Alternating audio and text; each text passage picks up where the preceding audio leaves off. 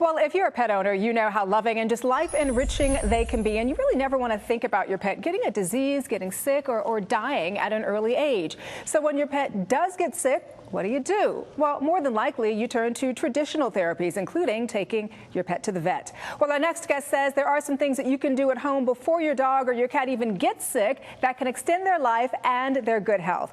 Veterinarian Dr. Andrew Jones joins us this morning to talk about his book, Veterinary Secrets Revealed. Good morning, Andrew. Good morning, Danielle. Why reveal the secrets? Because you're a vet. Why? The bottom line is you want people to come to you, right? Because that's your livelihood. Right, great question. The big point there I want to make is that I had a fairly young dog, a mixed breed dog who I thought was very healthy, die very suddenly of cancer. He died just as he turned 8. Wow, and as a vet, that had to be devastating for you, because I'm sure you did what you thought were all the right things for your pet. And for a lot of people, I have to tell you, Andrew, they buy what they think is the best pet food, and they get the vaccinations, and they take them to the vet. But at the end of the day, are they missing something here? Exactly, which I think what I was missing is that I gave far too many vaccines too often. I fed him only dry kibble, and I gave him a conventional medication daily, and I think all of that contributed to what he had. Now, you're talking about some things that we can do at home to take care of our pets. I got to tell you that there are going to be people who are going to be skeptical. Right, so I think a really important thing is that we show some stuff here today. Let's do it. All right, and we do have a second guest that we're going to bring out now, Vulcan.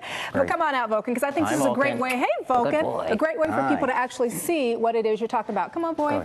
He's a sweet dog, So the first thing I want to show today is a technique called Acupressure. Okay. Which I've heard about for humans, but not necessarily for dogs. So what I want to show is a couple points to press. There's one here. So we're just dealing on his hock. This is his back leg here. And you can use your thumb and your forefinger. Right. Good boy, Vulcan. And what I'll use is my thumb around his back leg, and I'm going to hold this area, this webbing over his hock. I'm going to hold that for 30 to 60 seconds, and if he had arthritis in his back leg, I would hold that, do this twice a day for 30 to 60 seconds. And there's so many other things that can help. I know there's something else that you were talking about earlier that I thought was very, very interesting. That's right. So either for epilepsy, or all of a sudden your dog or your cat stops breathing. Like cardiac arrest kind That's of right. thing? And there's a point here, right on Vulcan. He wants to play with you. Good boy, Vulcan. I put my finger right here, between his nostrils, right above his upper lip, and I'd hold that point for 30 to 60 seconds in case if he was seizuring or if he'd stop breathing. All right. So we've got that. And then what are some other preventative things people can do at home? Because let me tell you, pets have a lot. They have a lot of vomiting, a lot of for sure. You know what I mean? There are so many things. One thing I wanted to show you that's fairly easy here. I actually have a cup of tea here. And one real common remedy, a lot of dogs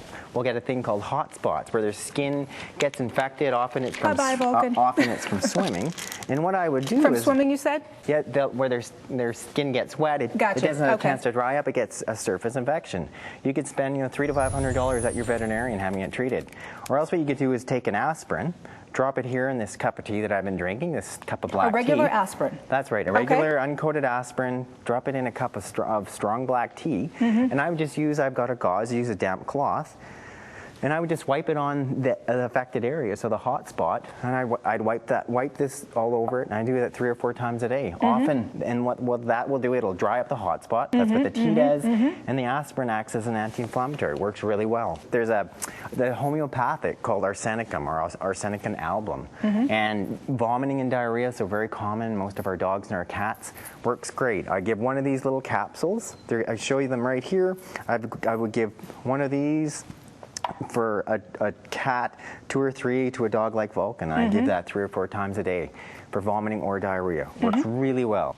All right, so let's talk about this product right here, because I noticed it has your picture on it. Yes, it does. So what I've done is I've developed a complete supplement, one for dogs, and one for cats. And what it's designed to do is treat the more common dog and cat diseases, be it allergy, arthritis, vomiting, diarrhea, and the majority of the dog and cat health issues that we see today.